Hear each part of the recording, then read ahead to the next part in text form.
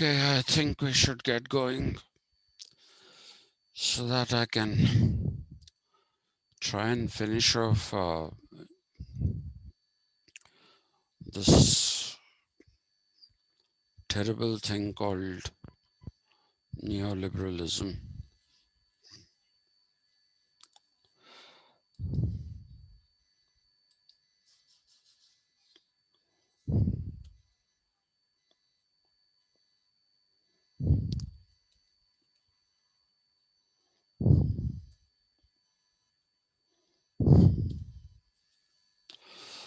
Um, I had said this yesterday, and I'm saying this again today. I think we should call neoliberalism, we should write neoliberalism as a hyphenated word and not as one word, which quite a few people these days tend to do, because that neo is the qualifier of liberalism. Okay, so it's not one compound word where you say there is a certain thing called neoliberalism. It is not. The neo is just a qualifier, and therefore it should be written as a hyphenated word. That is the first thing. The second thing is that I told you that in a way, uh, neoliberalism has no meaning because of the fact that so many people have appropriated this word in various different contexts, and they have used it in order to prove a point about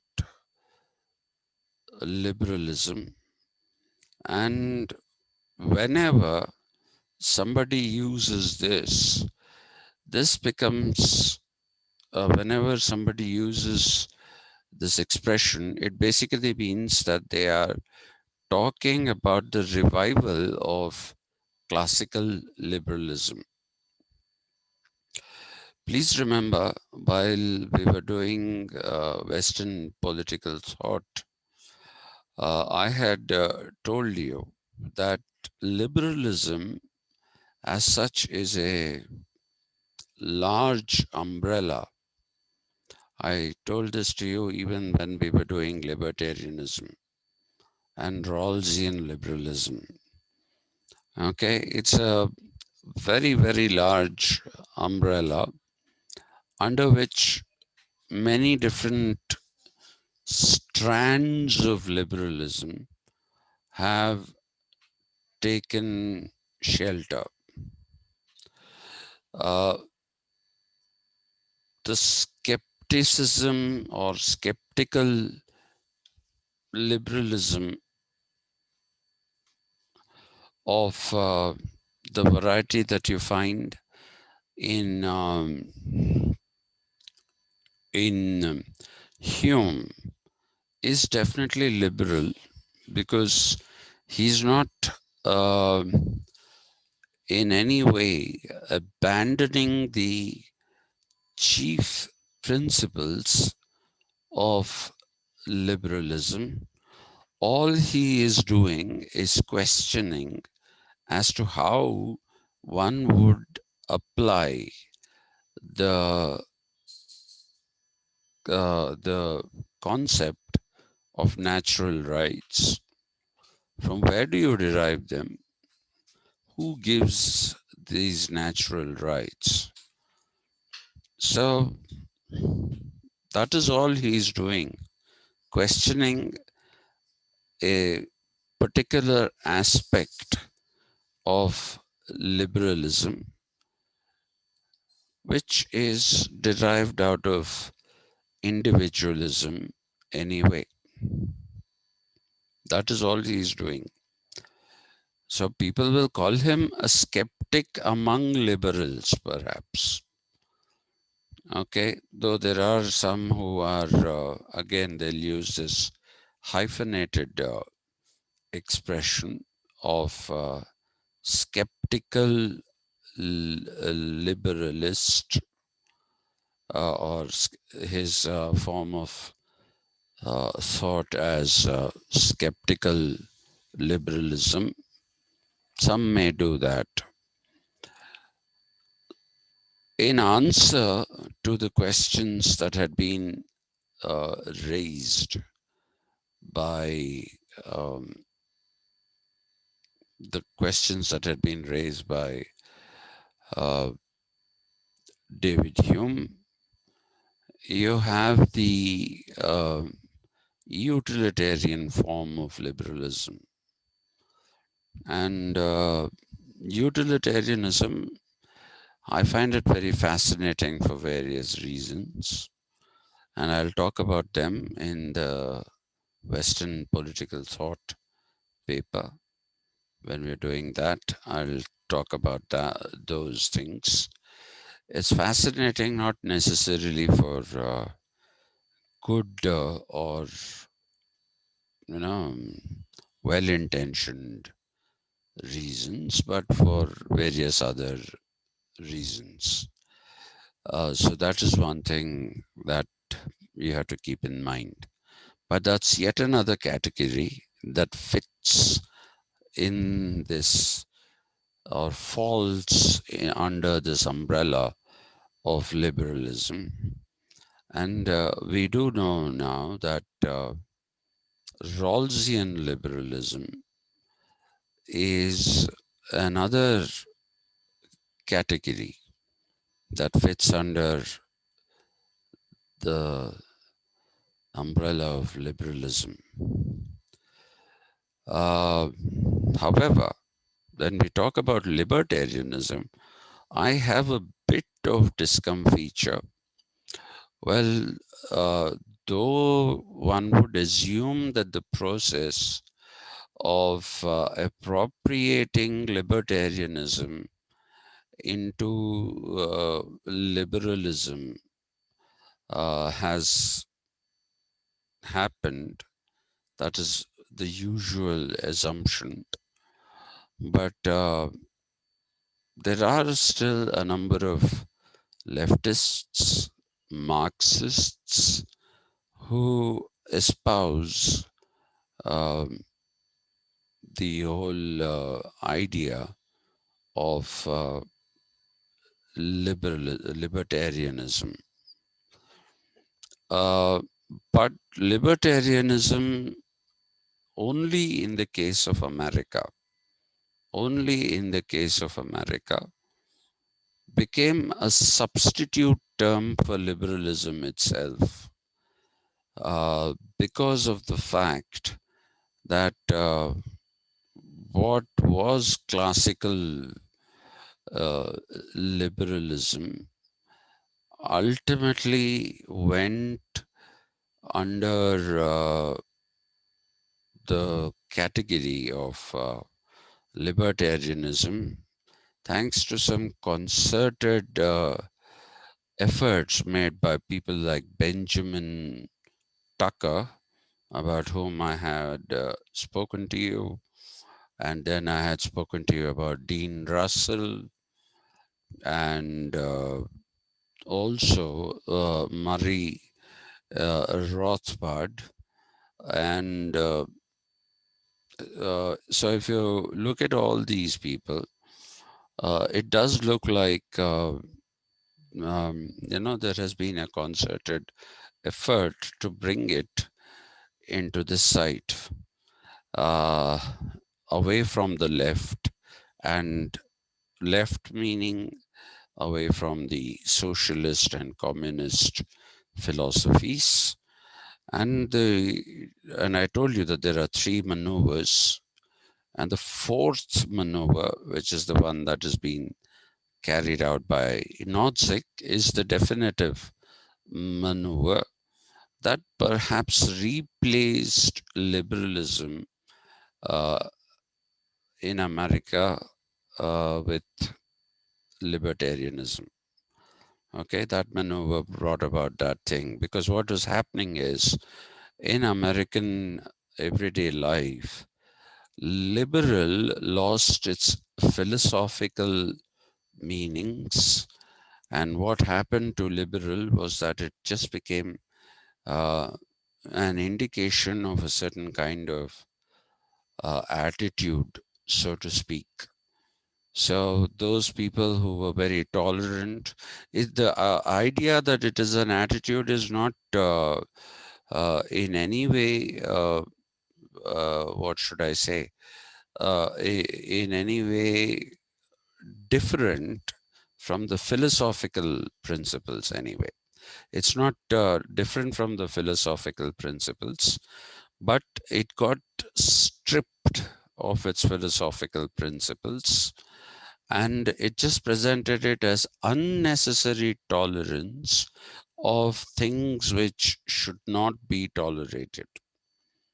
Okay, so like I told you, for all the rubbish we have been taught over the years that countries like India are traditional societies and hadn't embraced uh, modernism or modernity completely. There had been accusation like that in the till about the 1990s, and even today, people will talk about India still, talking about temples, talking about mosques or masjids, and so a lot of people within India say that we should move away from these medieval ideas of religion. We should move away from medieval ideas of religion. And interestingly enough, even the then Prime Minister of the country, P.V. Narasimha Rao, after the felling of the Babri Masjid, made a statement wherein he talked about, let's not get caught in these issues of the medieval period. Uh, right now, the time is more important for us to look at our economic survival. So let's move on in the direction of that which is perhaps uh, the future instead of dwelling on the past. One second, please.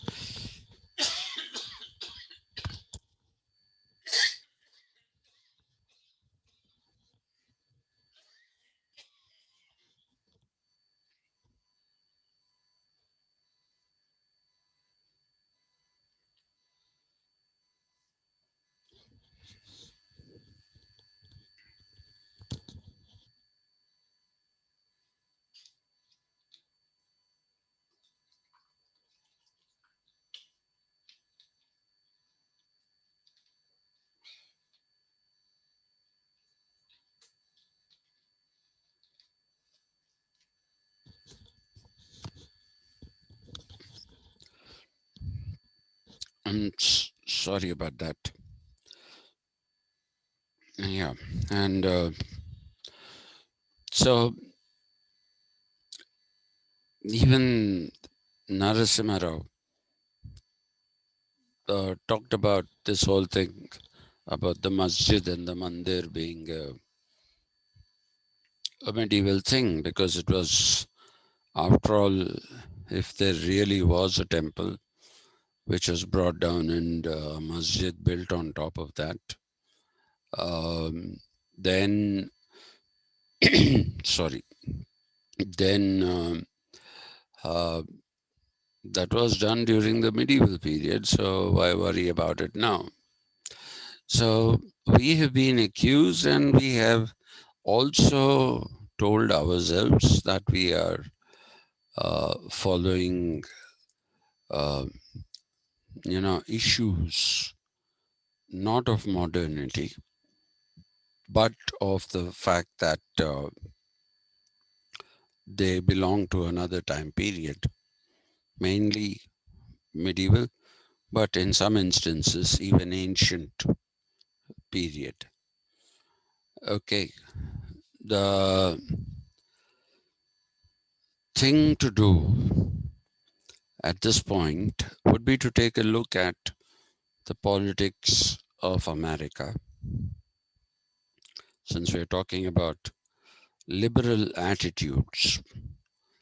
And those with a liberal attitude, those who are tolerant of these unnatural uh, urges that are there in people, all those things have been condemned as liberal. Okay, so if you condone, for instance, if you condone the idea of LGBTQ, okay, lesbian, gay, bisexual, transgender, queers, all these people, if you championed their cause, then you were called a left liberal, not just an ordinary liberal, a left liberal. Okay. And if you suggested uh, same sex marriages or marriages of transgenders to normal people, as normal should be in quotations, normal people, then that itself became ultra left uh, liberal attitudes. So liberalism, came to be associated historically in America with all those things which are unnatural and yet supported by the people, some people who are liberals. So, funnily enough, this kind of support you find on the East Coast in states like Massachusetts, uh, to a certain extent, New York, not the city, the state, and again to a certain extent, even Connecticut. These are the states that allow for gay marriages. Massachusetts was the state that took this forward. And if you look at the other states that allow for this, it's on the other coast, the West Coast. And you know how American map is? It's like a cinemascope film, right? It's not narrow and broad, right? So on the West Coast, again, this is all tolerated. And when I say West Coast, mainly in the state of California, to a certain extent, even in the state of Washington. Please remember that there are two Washingtons in America. One is the Washington state, which is above California on the West Coast. And if you've heard of Seattle, that is the most famous city in the Washington state. The other Washington that we hear about is the capital, which is a city. Okay, it is a city, and it is in it is always therefore written as Washington, D.C. It's written DC because DC stands for District of Columbia, and this is located in the state of Maryland, okay, which is also almost somewhere near the East Coast. Not really on the East Coast, but closer to the East Coast. But these are all states, the rest of the states we have talked about, at most 8 states perhaps. That's also a bit of what should I say? That's also a bit of an optimistic figure, but not more than 8 states would support these attitudes that I've been talking about. So, what we need to understand is that in America, liberal is an attitude. Doesn't have any philosophical depth, and they have rejected John Rawls because of his idea of redistribution of social goods, primary social goods, the redistribution of that. Since he talked about that, he has been rejected soundly by his own university and department where he worked. So, and who do you find being supported? The people who are supported are, at one time, uh, the blue-eyed boy, so to speak, of the conservatives, which is again an attitude, not a philosophy. Uh, the conservatives, the blue-eyed boy of those people was Robert Putnam, Putnam. Um, and then it became Samuel Huntington after he published that Clash of Civilizations, okay, where he showed two distinct civilizations, one being the civilization that was the West, mainly the West, uh, but in that he emphasized America.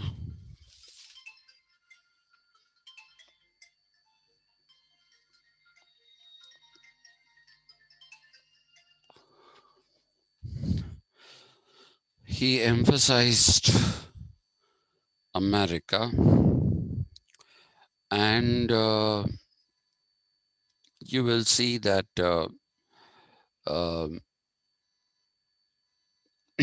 sorry, uh, he says that this is some kind of a secular civilization that you find in America and that you find in uh,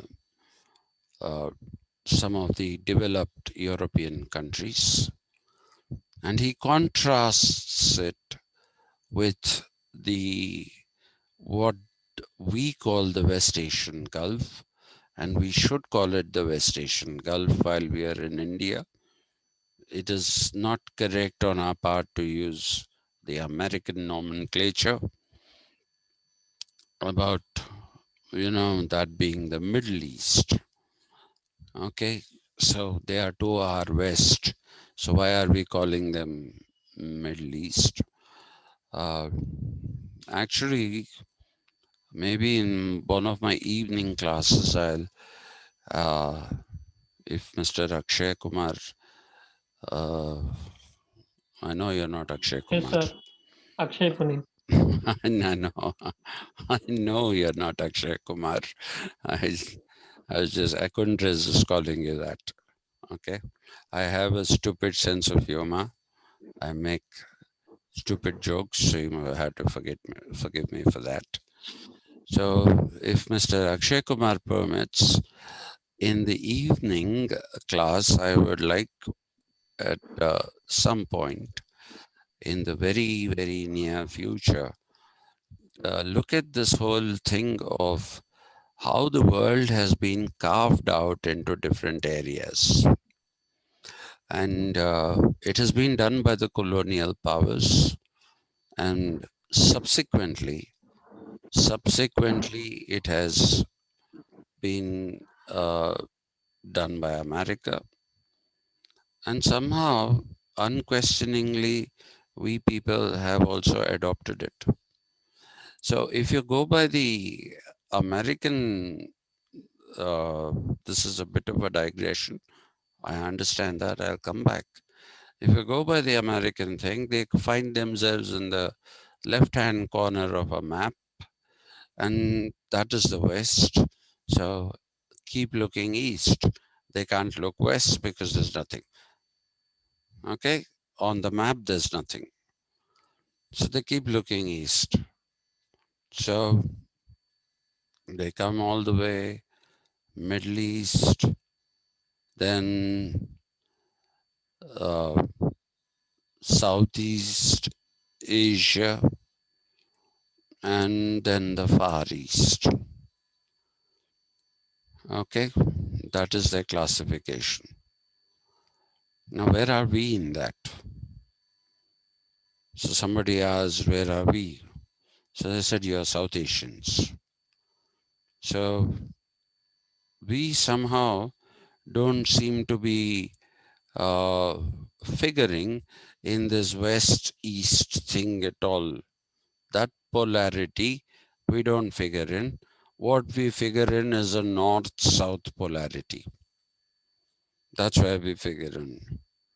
And these are all very, very stupid depictions of the world. They are based in epic stupidity. But it was convenient for the Americans, and therefore they would do it. They could do it. And like I told you once, when if you go to Britain and talk about uh, Asians, they'll talk about Indians, Pakistanis, and of late they have started talking about Bangladeshis. Okay, otherwise they were all actually called Indians, but the local communities there have kind of asserted that we are not Indians, we are Pakistanis, or that we are Bangladeshis. Uh, Despite those assertions, the funny thing is that if you go to a restaurant that says Indian cuisine, either in Britain or in Ireland, if you go there, you find that these are run by not Indians, but by mainly Bangladeshis and to a certain extent Pakistanis. Okay, but it is sold as Indian cuisine, right? So when it comes to doing business, they don't mind the Indian tag, but when it uh, comes to identity, then they basically say we are not Indians. Okay, so a lot of our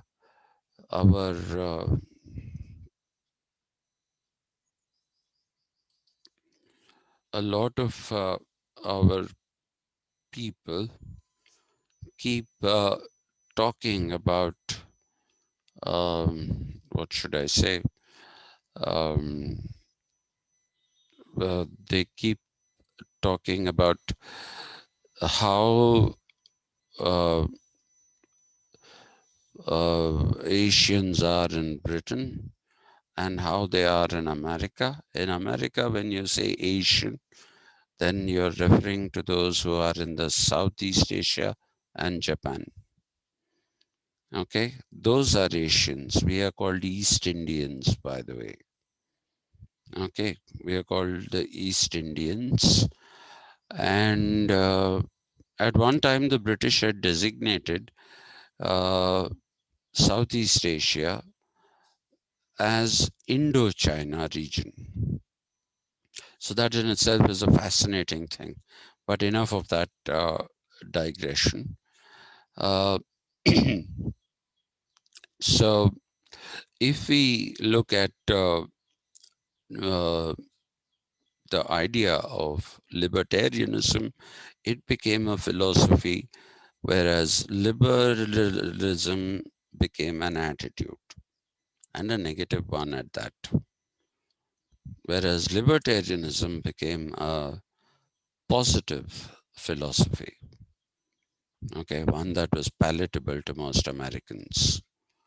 But you must understand that the celebration of Samuel Huntington as this new beacon of enlightenment, throwing the light on the world and showing the world in its proper perspective by categorizing the kind of civilization that America and some of the Western European countries have, by categorizing that as a secular civilization, and categorizing the entire Middle Eastern in their language. Since that book was written in that language, I am using that language here, right up to Afghanistan. Uh, you will find that it is supposed to be steeped in Islam. It is steeped in Islam, and you must know that the medieval period was also a period of war between the Christians and the Muslims. Okay, the medieval period in Europe. It was a war between the Christians and the Muslims. Crusades were holy wars that were waged by the Christians against Muslims, especially the Ottoman Turks, and jihad was the counter to the Crusades. Jihad was the counter that was used in order to fight the Christians. So, despite the fact that they all emanate from the same region, they are all Abrahamic religions, sons of Abraham, uh, and they are the founders of these religions, Judaism, Christianity, and Islam. You find that they don't get along very well with each other. Uh, there have been wars fought by the Jews and the Christians and the Muslims uh, in order to gain control of that Kaaba stone, okay, which is supposed to be the central point of the earth, and therefore it is considered to be holy. It is considered to be holy, and so at one time it was under the control of the Jews, then it went into the control of Christians, and now it's under the control of Muslims. Okay, but that is a sacred place. The stone itself is sacred to all the three religions. Now, wars were fought even in the 20th century for that. Yet, Samuel Huntington will try to portray the Western civilization as a secular civilization with scientific temperament, with governance that is based in consensus among people. He talks about all these things. Whereas he says these people are still caught in medievalism.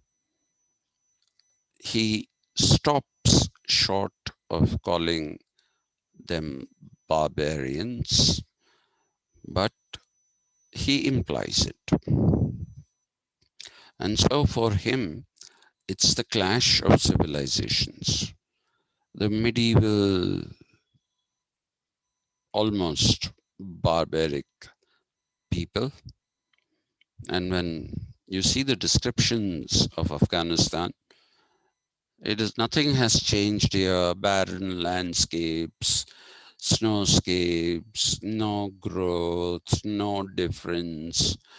The way people clothe themselves is still the way in which they used to do way back a few centuries ago.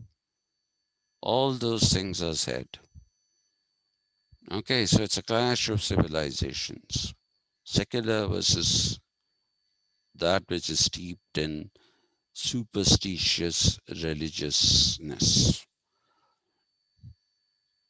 But that's not really the case. Because if you take the attitude of the Americans towards liberal, which is anti, let us say, LGBTQ, where is it based in? What is it based in? It's based in the Bible. And the Bible Belt, as it is called, which stretches from, say, somewhere near Maryland towards the west, which includes states like Montana, states like Colorado, states like Denver, states like Wisconsin. All these states are called the Bible Belt. And this is where politics are decided by the Bible Belt. It's just they are decided by the church going community. So there's nothing secular there. There's a secular veneer. There is a secular veneer. In fact, I would stick my neck out and say that it's our politicians who project us as not really being secular. It is our politicians who do it. But in terms of the people to people relationships, if you look at it, we are quite secular. We are quite secular. It's our politicians who tell us that we are not and we should not tolerate each other. If left to our own devices, we are all secular. And I'll stand by this anywhere. And this is not the case in America. In America, they are extremely intolerant, extremely intolerant. And these people claim that they are secular. So we have a veneer of non secularism while we are actually secular. Those people have a veneer of secularism where they are not secular. So that is the attitudinal difference. And that is the attitudinal difference that gave currency to this whole idea of neoliberalism. Neoliberalism gained currency because of this kind of an attitude. And this attitude I have spoken about only in the case of India. I'm sorry, only in the case of America, but in the case of most of the European countries as well, this is true. This is true. They still cling on to their Christian beliefs. They do. They cling on to their Christian beliefs. So they've learned to be politically correct in public. That's about it. But otherwise, they're not. So in Europe, There have been, like I told you, intellectual and social turmoils that have pointed out to these tendencies in it, and therefore they tried to cover them up further. They tried to cover them up further, and you will also find, uh, sorry, you will also find that you will, I mean, you will find that uh, given the scathing attack of Marx and the anarchists, especially in Europe, if you're talking about it, the anarchist who really counts is Proudhon, about whom I had spoken to you the other day when I was doing libertarianism and when I was talking about the left. So the Frenchman, Pierre Joseph Proudhon, uh, which means Peter Joseph Proudhon, he's the one who espoused, and especially in the context of the aftermath of the French Revolution, he talked about the state being unnecessary. So at that particular time, uh, for its own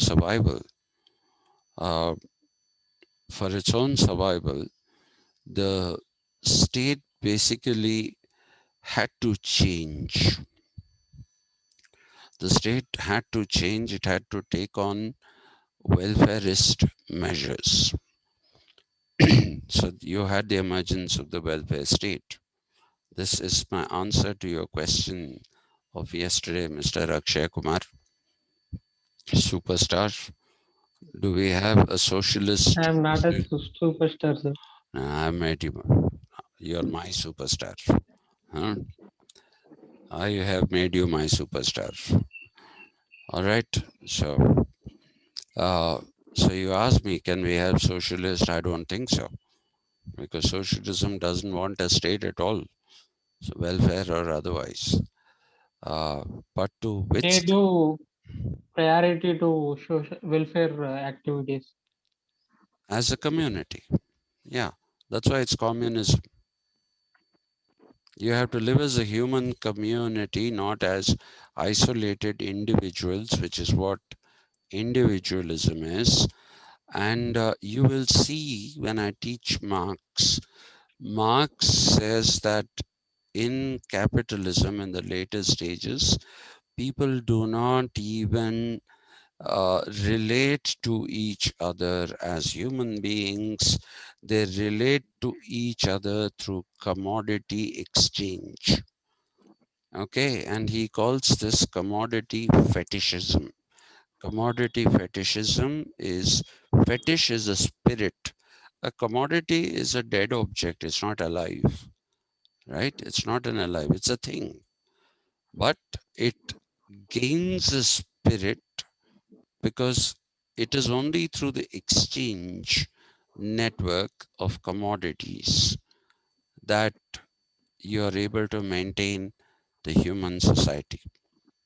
Otherwise, you're not relating to each other as people. And that is why labor for him becomes an abstract commodity. It becomes the abstract commodity of a person who neither has anything to sell, a commodity, an object to sell, nor does he have the money to buy. So he puts his ability to work, his ability to labor as a commodity. That's what he calls, okay, as an abstract uh, commodity. And therefore, you must understand that there is no welfare state. They don't want a state. They want a community to live as a proper human community, working together without distinctions of class, without distinctions of, somebody being superior and somebody being inferior. Without all those distinctions, what works for them is what uh, we find in socialism, right from the days of utopian socialism. Um, anyway, so to come back to Europe, it became welfarist, but only this welfarism is tokenism.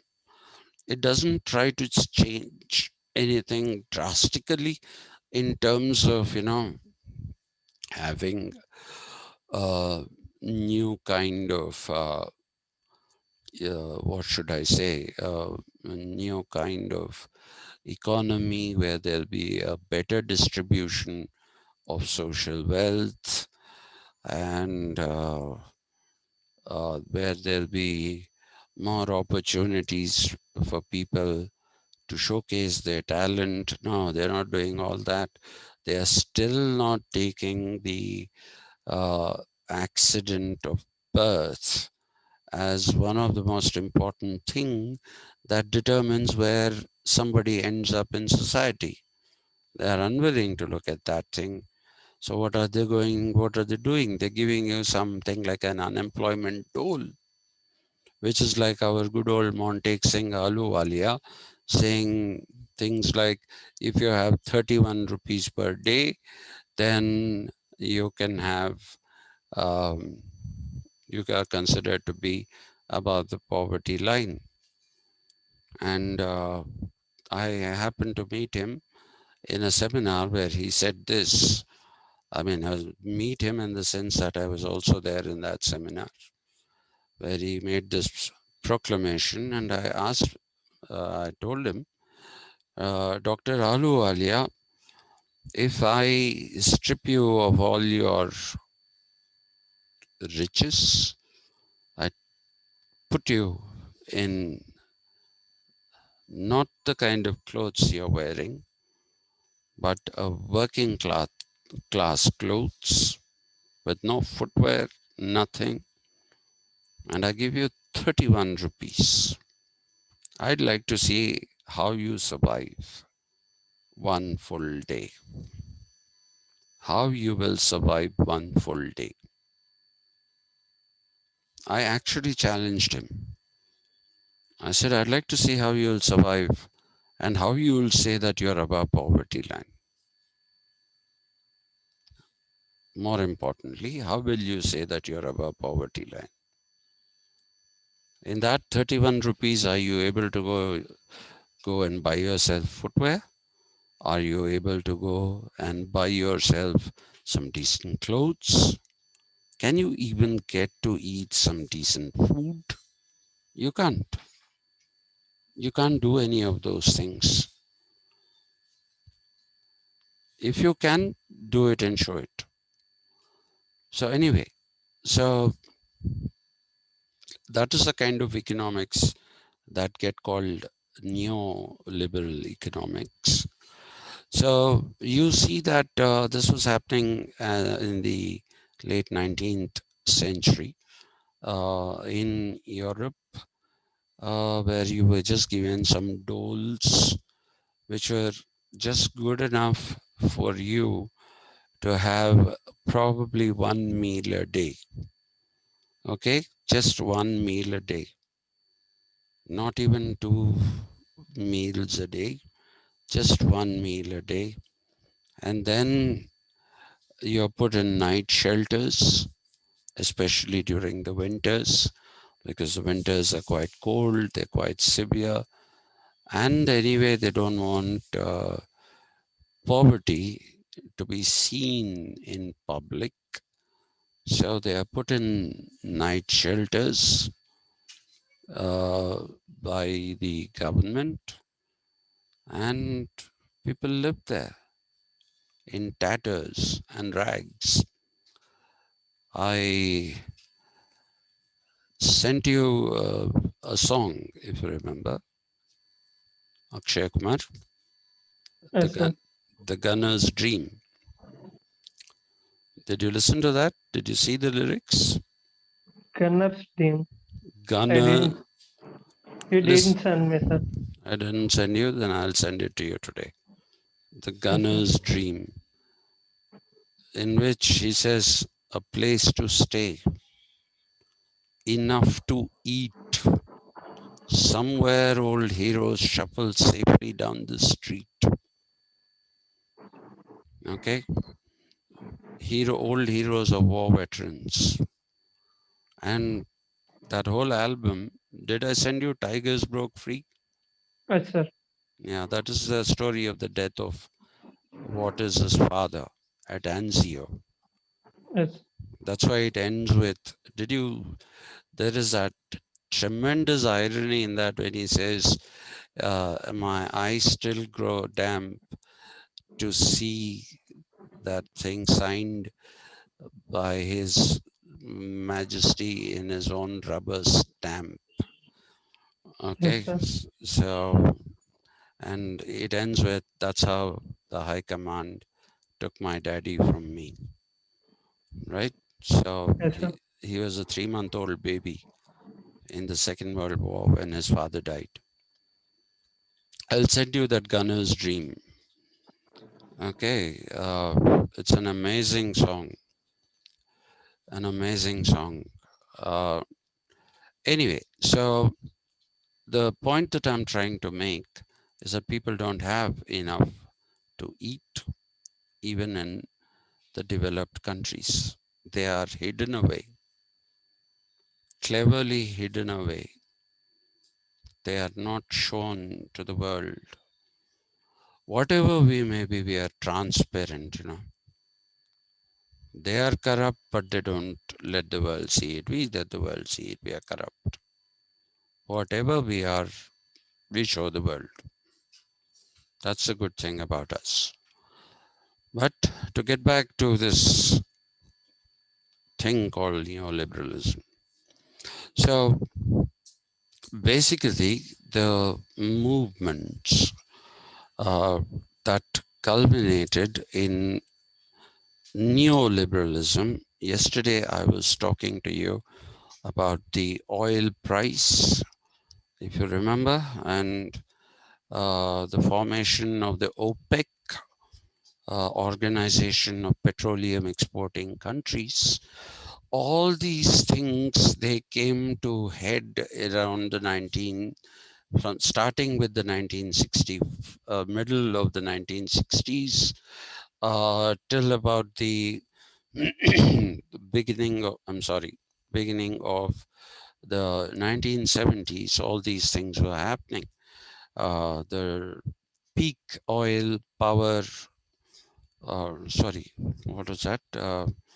Yeah, peak oil output price going up because you're digging deeper to get the same amount of oil.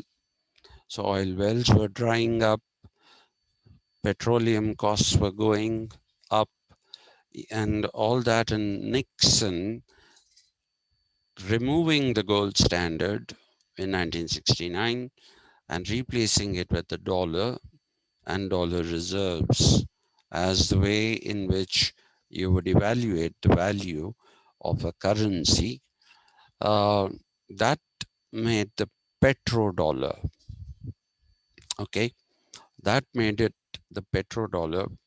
You'll be amazed to know that America is not a very powerful economy. It's one of the lowest earning economies, but because of the petrodollar and trading in all forms of oil bourses, and also because of the fact that people trade anything when it comes to trade between two nations, it is done in not uh, local currencies, but it is done in dollar terms.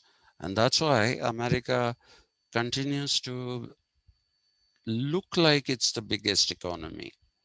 The truth is, it is not. It is not. It doesn't. It hasn't paid its dues to the United Nations organizations for a very, very long term time now. Okay, people have this idea that you go to America, there's money lying on the street. All you need to do is pick it up, pocket it. That isn't true. That isn't what the American economy is.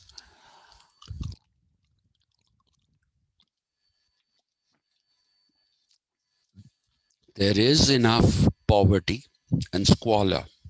In New York, you have Harlem. Go to Harlem and see how people live there. Okay, and go to Chicago. Go to what is called downtown Chicago. See what is there. Go to Kansas. On one side of the city, you have a replication of New York's Manhattan. On the other side of the city, you have the replication of New York's uh, Harlem. So you have these divisions in cities. Okay, so there is poverty there. There is poverty there, and doles were being given to them. But with the oil crisis, because of the so because of the oil crisis that was uh, that had come up, and because of several other causes which led to the shrinkage. I told you it led to stagflation, and because of that stagflation, stagflation is a portmanteau. Okay, uh, portmanteau is Sir, there was no word called portmanteau. Portmanteau.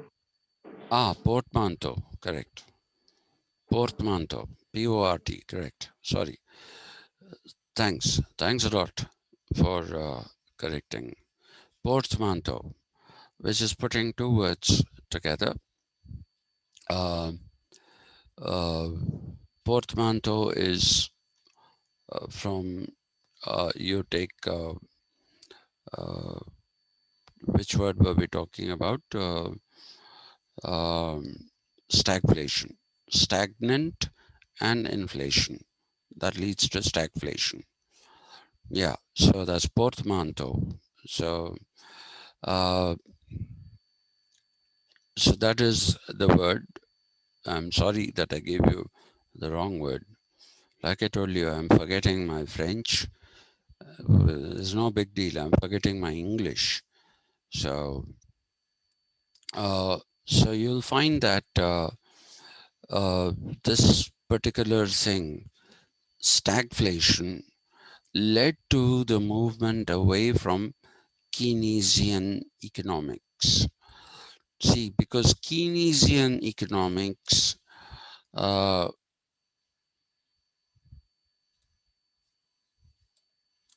it comes from the name of Keynes, Keynes, John Maynard Keynes.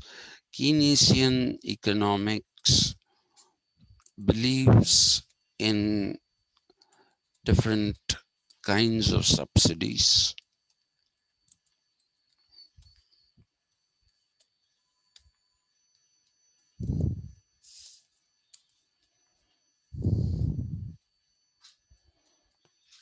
and it also draws from the poor laws of the 17th century in Britain, where to keep the bottom of the market intact so that people don't lose their purchasing power, certain laws were enacted uh, as poor laws, and those poor laws kept capitalism alive, because otherwise, if people lose their purchasing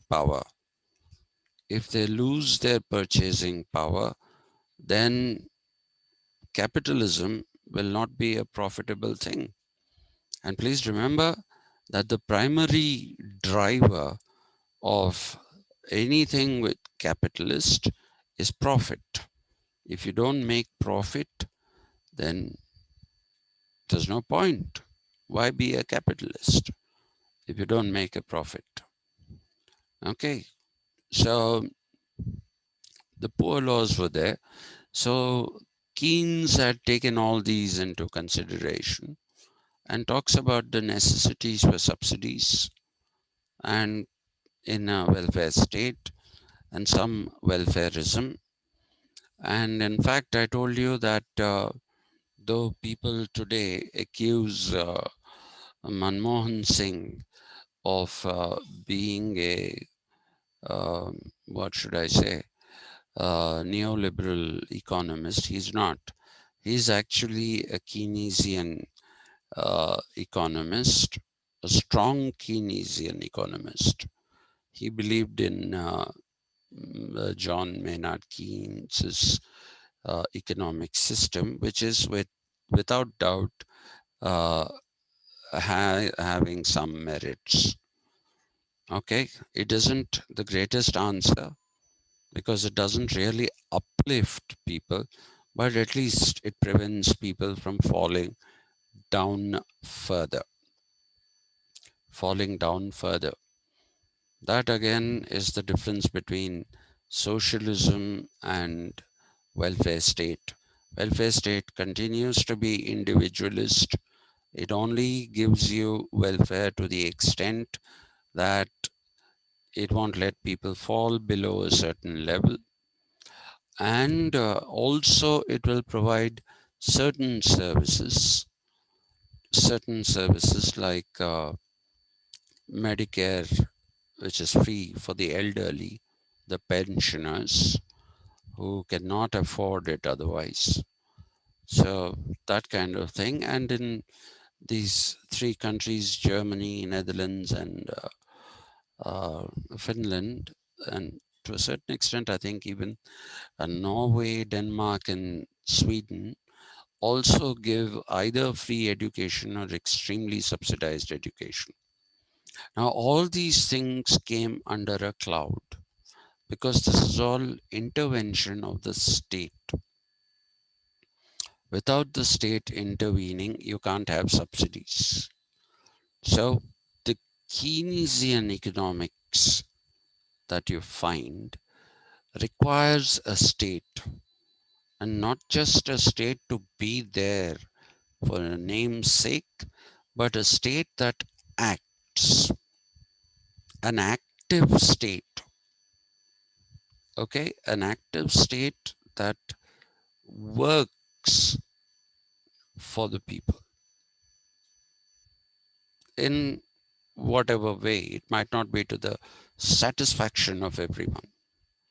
But with the North Sea oil crisis and with and that was the time when oil was most in demand, and with the North Sea oil crisis and with stagflation hitting most of the uh, what should we say, most of the economies. And also, let me write that portmanteau here before I forget.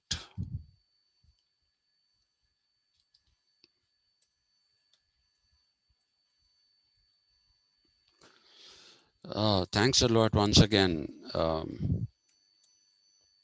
Akshay. Thank you very much for correcting me.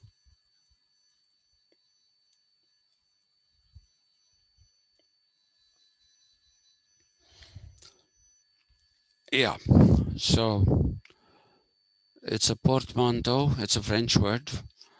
So stagflation, meaning there is no demand and there is inflation rising. So people had to do something about it.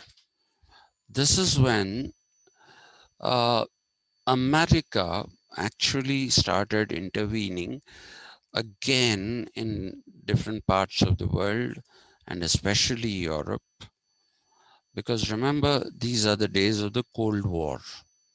And if you know the days of the Cold War, then it was very, very important that countries that belong to NATO, I'm sure you've done this in your international relations, the North Atlantic Treaty Organization, the NATO countries, okay, they needed to have a good economy. They needed to really, really have a good and strong economy. So at that particular time, there was a great deal of pressure existed, exerted, sorry, by great deal of pressure exerted by the Americans on the Europeans to move again towards free market. Though the free market has never been achieved, the Americans have been continuously, continuously advocating a free market approach to economics and politics. Uh, and in order to make sure that NATO had an economic potential, or that NATO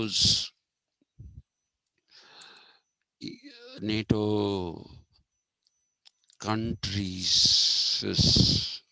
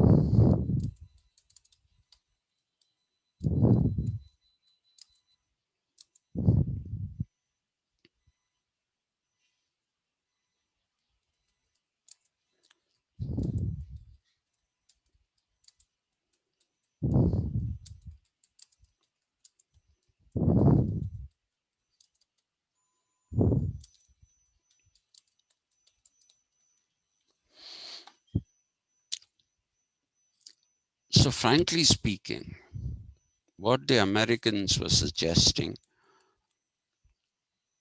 and came to be called neoliberalism actually is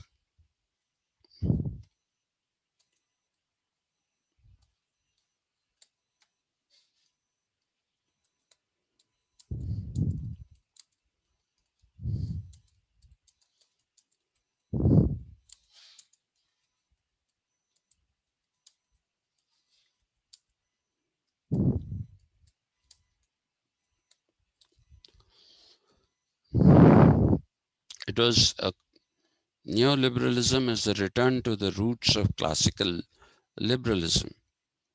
What is classical liberalism? What are these?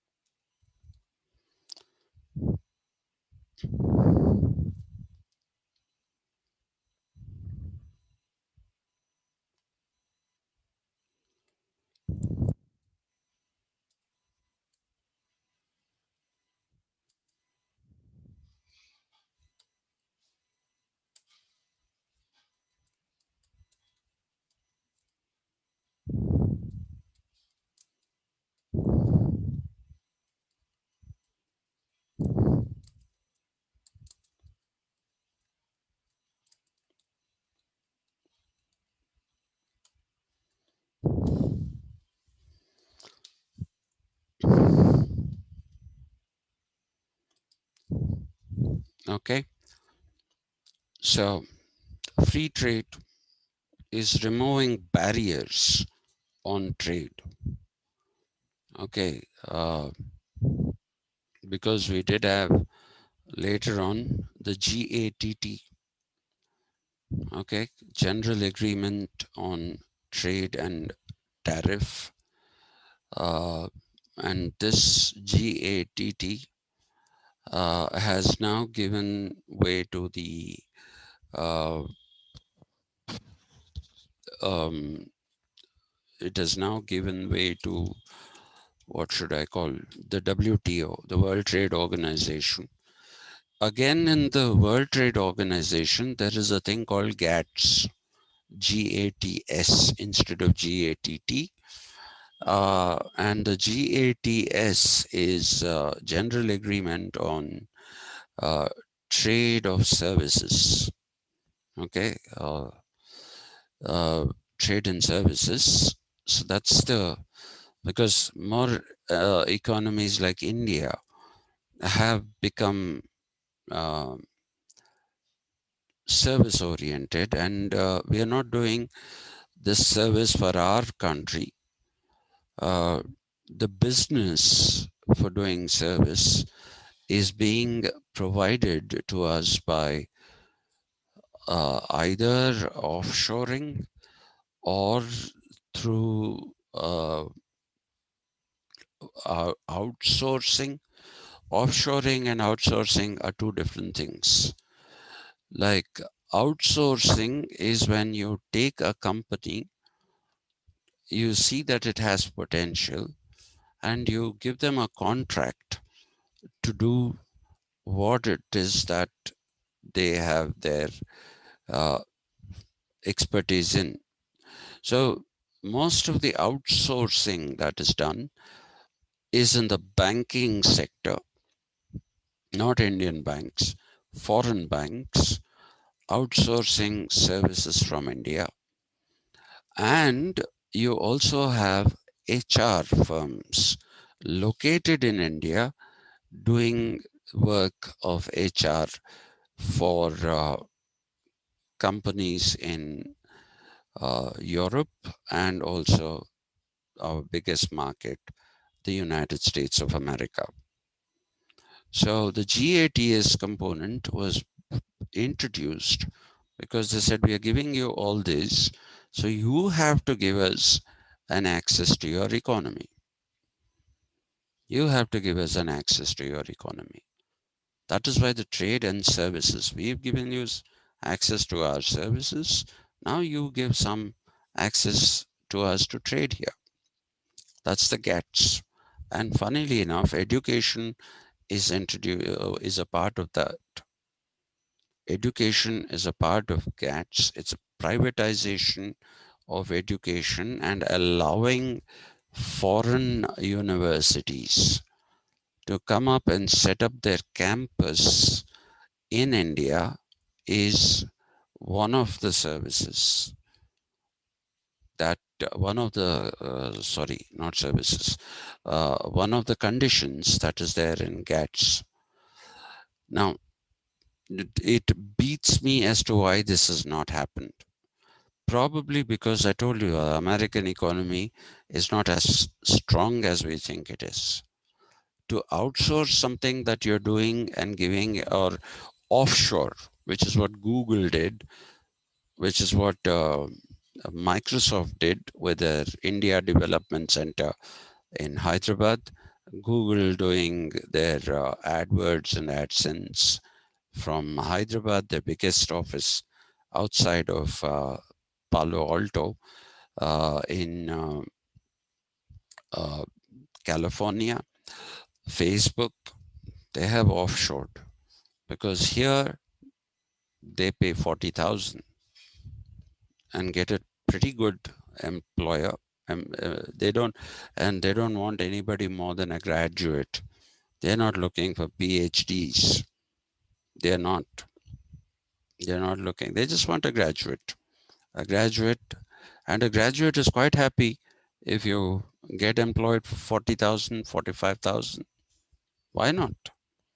Whereas the same person, the same person will have to be paid for this work that he's paid 40,000 rupees. That same person will have to be paid at least $20,000. Okay, at least $20,000. So just see the difference, how much they are saving. So they have, strictly speaking, they have no business asking us to give access to them, but it works. Now the free trade thing is you exempt from taxes. One, this thing is the auto industry. Thailand is developed in manufacturing sector of the auto industry. Okay, so India has signed an FTA, free trade agreement, with Thailand, which means that either components, mainly components, they come as CKD, completely knocked down kits. They are brought to India and assembled here. We're talking about a manufacturing sector here. We say Hyundai is here. We say Kia is here. Hyundai and Kia are the same company. They were once not, but today they are. Okay. And we say, uh, what? We talk about uh, various companies like Isuzu and among two-wheelers, Honda, Yamaha, then Suzuki. All these companies that are here are not making any parts here. They're just bringing the parts in a knockdown condition. Kawasaki. They bring them here, assemble them, and sell them in the market. I had a Ninja, and my friend took it and crashed it. Okay, crashed it pretty badly. And I had to wait for 6 weeks for that thing to be repaired because the parts had to come from Thailand. They're not available here. Nobody is making them here. Okay, so that's how it is. A free trade agreement. That's what I meant by that. Free trade.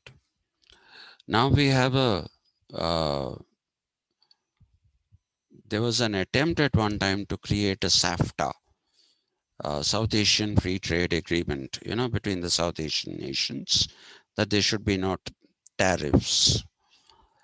But that didn't work out because of the uh, ongoing rivalry between India and Pakistan. That didn't happen. SAFTA, but NAFTA happened. North American Free Trade Agreement. That happened. So all the North American uh, continental countries, they have this free trade, no barriers. The EU was formed in order to remove the barriers, and they also went in for one currency. with the exception of Britain, which originally said it will accept the euro, but then they went back and said, no, we'll continue to uh, trade in pound sterling, because of the fact that in the EU, there was the absorption of all the uh, Eastern European countries whose economies had failed. The German or the Deutschmark, which was the currency of the Germans, was one of the most powerful currencies of the world. But after the unification of Germany, it became a weak currency because all the liabilities of Eastern Germany or East Germany were brought into this. And so the Germans and the French came up with this ingenious idea: let's have one currency.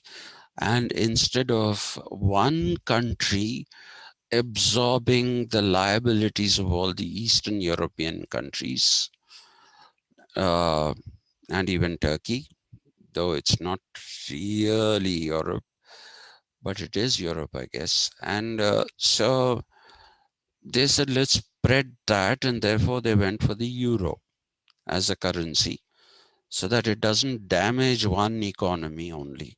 You spread the damage to different people, so minimal damage to each. That's the logic of that EU. Okay.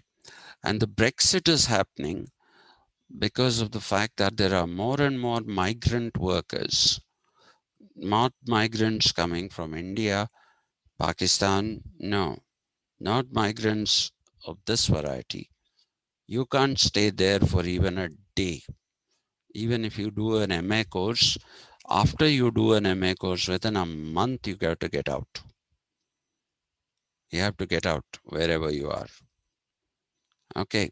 So their problem is they didn't want migration of people from the former Eastern European countries, such as Poland, then what was Yugoslavia has now become Serbia, Croatia, uh, Bosnia, Montenegro, Slovenia. So it's gone into 5 countries. And then what was Czechoslovakia became 2 countries, the Republic of uh, Slovakia and the Czech Republic. Okay, in Czech it is actually Český republiky and Slovaki republiky. They become 2 countries, and there are migrant workers coming from there.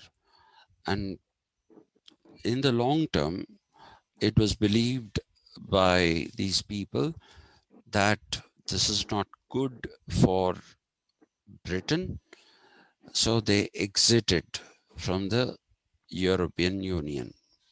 Now, whether there were all kinds of arguments for the British not leaving the European Union and for the British leaving the European Union. There were all kinds of arguments. David Cameron didn't want to leave. He felt it should stay. The Scots didn't want to leave. At one time, the Scots said, let's have a referendum. We don't want to be a part of United Kingdom anymore. And we want to be a part of the EU.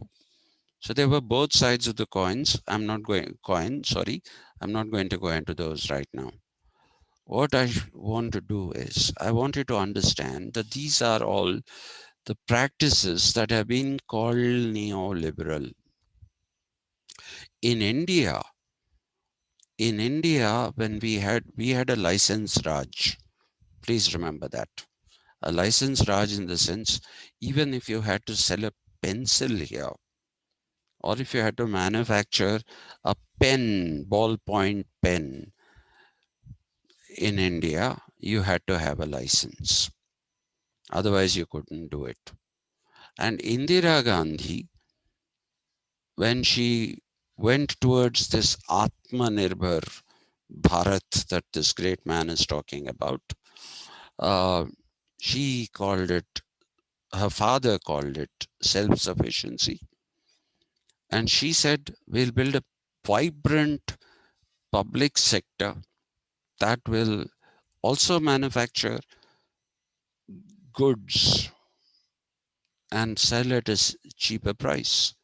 So you have ECIL that used to make color televisions, and they used to be uh, not color televisions, black and white televisions as well. And there used to be a waiting period to get an ECTV, as it was called. Okay. And then there was a consortium of the government called the ETNT. They were selling color TVs at a price which was unbelievable in those days, which was 6,500. And so you see, she was basically trying to say that we'll develop our own manufacturing. But because of the way our people think, the problem with government is lack of accountability. So I've many times seen work being done uh, near railway tracks. So there'll be two laborers working and six people supervising. That's what you can see. Above these six people, there'll be 20 more people who are doing nothing. So while her intention was very, very good, what happened is that we created a top heavy public sector that couldn't any longer survive. That couldn't any longer survive. So in 1985 itself, the signals came. Rajiv Gandhi introduced liberalization, but partially. That is when the in Suzuki motorcycle, the TVS Suzuki, it became later, then the Hero Honda, then the Kawasaki Bajaj, and the Escorts Yamaha. All these things came into being, the entities, but limited sectors. And again, they said you can only come in with a collaboration. You can't come in with your full money. You can't. So that didn't work. I told you the story that we went back, really back, and we didn't have foreign exchange reserves. And that is when PV Narasimha Rao, despite being a minority government, was not dislodged. The same BJP who now tries to dislodge everyone didn't try to dislodge PV Narasimha Rao's government, because then it will get that non-performing economy and you have to make it perform. And BJP's Achilles heel has always been that they don't have good economists. So Manmohan Singh was picked up, Chidambaram was picked up, and these people were instrumental in putting the country back on the rails. But that also meant that abolishing of the license Raj, allowing for FIIs and FDI. Do you understand what FIIs and FDI are? Foreign direct investment, foreign institutional investment. These are the things that came up. We were integrated with the global economy, which we resisted till the 1990s. Till the 1990s, we resisted that. Okay. But in the 1990s, when we came down to 2 weeks of foreign exchange left with us, then it became imperative that we bring in big time investments into India, very big time investments. So, except the car industry, which was also opened a little late, every other sector was opened. And that is why people accused Manmohan Singh of being a neoliberal. Okay, the state started selling off. It wanted to sell off non-performing assets, but it couldn't, because who will buy non-performing assets? So you have to sweeten the deal. So the state had to sell performing assets to make money. And then we resisted joining the WTO and ultimately did. And we were incorporated into the global economy. I'll stop here today. My time's up, as is my back. Uh, this evening there'll be a class, okay? And I will be doing, uh, in the evening, I will be doing a bit of Gadamer still that is left. I left out a couple of things, but they are minor. But from Gadamer, I want to move to Habermas. And I want to do those bits of Habermas that don't directly fall under the life world, which is what we have to do next. But I will do those things that are preparatory in for us to understand what the life world really is. So I would appreciate it if you attend the evening class today. I'm sorry about yesterday. I'm in a lot of pain, and even painkillers are not working, not helping, but I will take a class today. So thank you very much. I'm not going to ask you to ask doubts. If you have any doubts, please come back in the evening and you can ask doubts. I will tell you about how a lot of the Indian economy changed post 1990 and how that has had a bearing on federalism, especially thanks to Chandrababu Naidu. Whatever he may be, he is one person who has played with the economy. And I don't use that in a negative sense entirely. A bit of it is negative, but he played with the economy, and that led to further structural changes. I'll do that with you tomorrow. Thank you. Thank you, sir. Yeah. You can ask me questions in the evening, or you can ask me if I finish early enough tomorrow. Okay, sir. Yeah. Thank you then. Thank you, sir.